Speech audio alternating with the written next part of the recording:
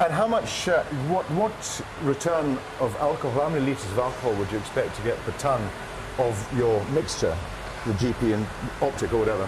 Over the last 3 years, we've been very fortunate. We've had about 415 litres of alcohol per tonne. 415? Per tonne, yeah, with a mixture, which is very good.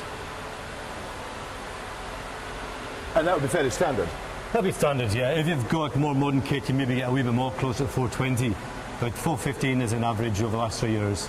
You'd be doing well to get that. And talking about modern kit, we haven't got modern kit here, have we? No. An old rake and plough. No, this is very old. This was probably put in when you were about 50 years old, I would think, Charlie. It's been in for a long time. Yeah. Traditional mash tun. Traditional mash tun. Fantastic. And you know why we're traditional? Because we're too miserable to spend the money on new stuff.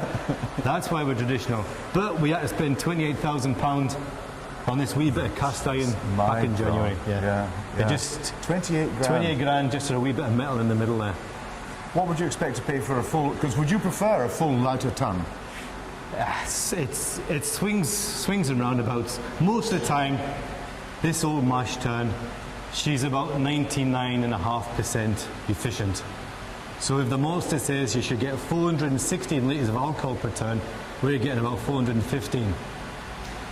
This year, because of the type of harvest we've had in Scotland, the barley is going to be a wee bit more troublesome for the distiller. That's when your lauter turn comes into its own.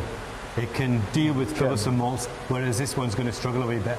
I'm just going to have to work for my living this next year. I've had it easy for the last 3 years. I've been able to finish at 3 o'clock every day, home, sleep, a wee whiskey. I'm going to be working until 10 or 11 o'clock every night to get the best out of it. Get your best extraction. And if you believe that, you'll believe anything. And why is the barley this year more difficult to process?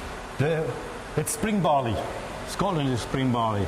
We put the seed into the ground in spring when it was very wet, so it didn't get a good start. And during the summer, when you want a wee bit of rain just to kind of fill out the corn, make it bold, it was very dry. We've had a very hot summer. We've had a very dry, hot summer.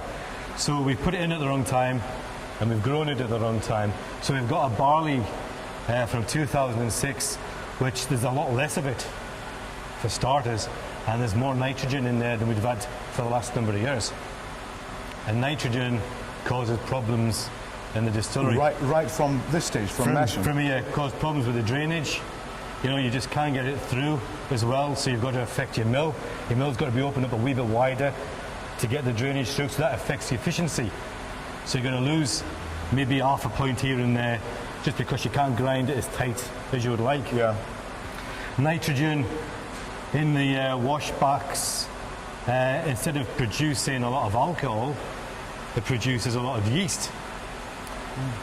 So nitrogen would be almost like a Viagra effect. I'm sure you're well acquainted with Viagra. A monthly prescription. So instead of producing alcohol, we're producing a lot of yeast cells.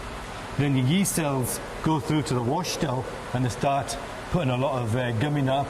A lot of dirt goes on your pans and the heaters, which cause a lot of problems as well with settling down. So from the start to finish, you've got to really work at this stuff with a mash tun like this. Yeah. A latter tun's more forgiving. What we do is we underlet.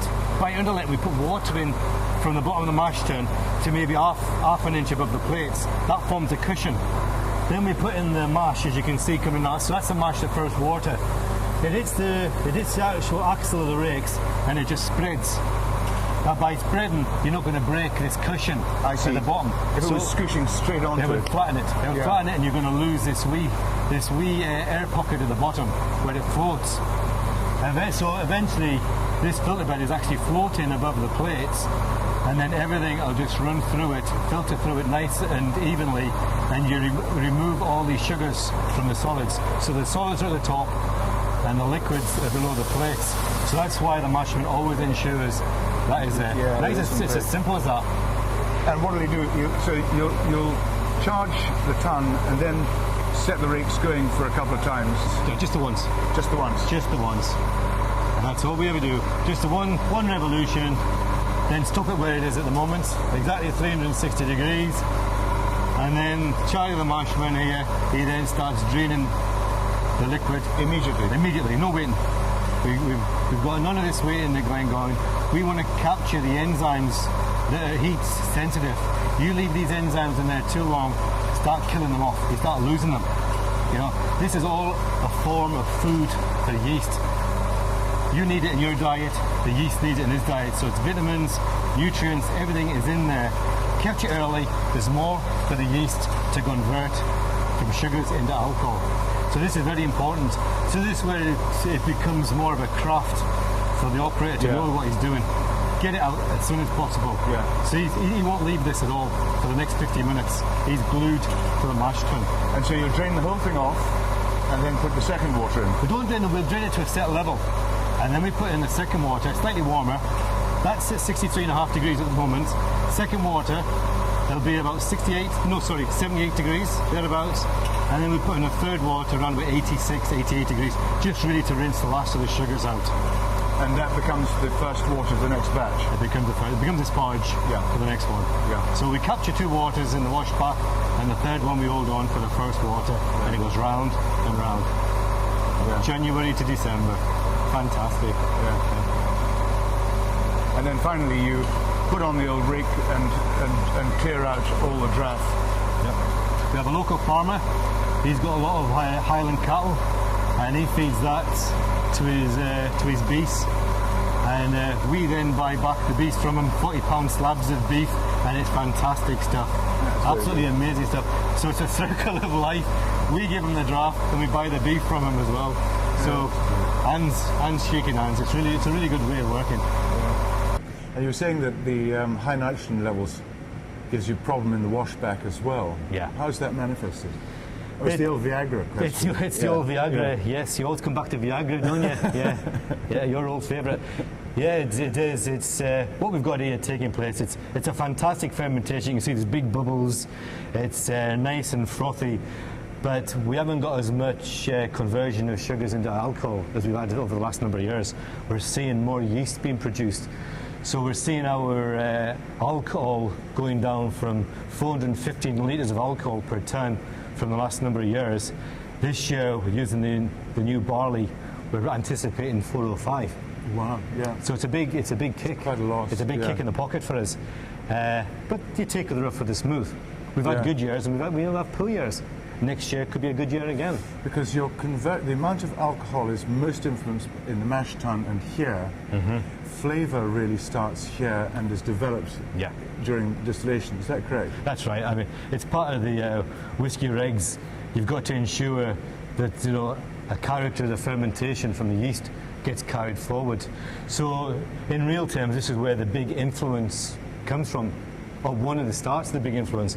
But we're saying at Glengoyne, well, we're even getting it beyond that. We're getting it from the golden promise, from the barley. We're saying the way we process our worts, we're preserving the influence from that golden promise into here and beyond as well. So although for most of the distilleries, this is a big part of it, this is just the next step for us, because we've got the earlier stages where we're adding to this, and then we're taking it on, and each step magnifies it right up to the cask. Do you use a mix of yeasts or just distiller's yeast? We just use one type of yeast. It's a distiller's yeast. It's from Kerry's yeast. It's M-type, which has been on the go for a lot of years. Yeah. Fantastic yeast. Stable, reliable. Stable, yeah. It doesn't introduce any bacteria. It's every bag you use is as good as the bag it was last week, and it's fantastic stuff. Good product. We've used them for a lot of years. In days gone by, they used to use a mix of brewers and distiller's yeast, and some would still say that the addition of brewer's yeast would add fruitiness to the make. Mm-hmm. Comments?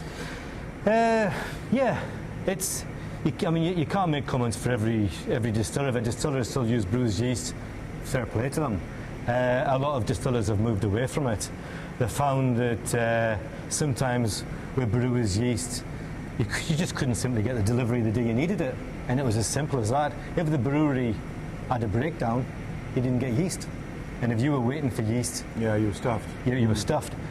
So just for that alone, you had to go to somewhere else, which could always guarantee, because they had a different setup.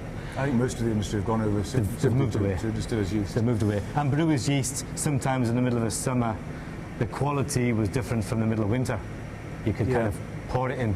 Yeah. It wasn't pleasant at times. Yeah, so you get inconsistency. But it does add a quality, I'm sure. And most important, how long do you ferment for? A minimum of 54 hours. And why 54 hours? Just your distilling regime? It's what we do. It's all part of our recipe. We have a recipe for Glengoyne from the seed to the cask all the way through. Recipe, well, it lasts years. Your recipe is 17 years, and that's our minimum of 54 hours. And it's because if you leave it any less than that, you just change the character. You'll maybe introduce more nutty qualities in your spirit, which are fine for some places. If you want to make nutty if you want to spirit. make a nutty spirit. Yeah. But we have 54 hours because we want something fruitier. So Yeah. we've got an average between 54 and say 68 hours for the week, which gives us this light, floral, fruity spirit character. But if you were to leave it for longer, then you'd get more fruitiness. So more fruitiness, yep. But we can't do that. Yeah. People want our spirit. Yeah. If we could Yeah. only mash 6 mashes a week, we could do that. But we're going round the clock 7 days a week. So we've got to set a standard. We could throw in another 2 mashes and get this 46 hours and be very mercenary. But then we've lost Glengoyne spirit. Yeah. Yeah. And then that's Glengoyne Yeah. gone. So we don't want to do that. Yeah. Yeah. So it's vital. I mean, flavour, Fine. really, especially length of fermentation times, makes a major contribution. It's all part. There's lots of steps in the process. You take one step out and you've changed something later on. Yeah. So you've got to be very careful what you do. Okay.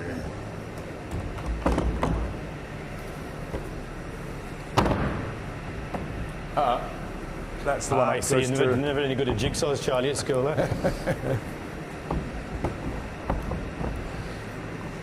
There we are. That's it. Great.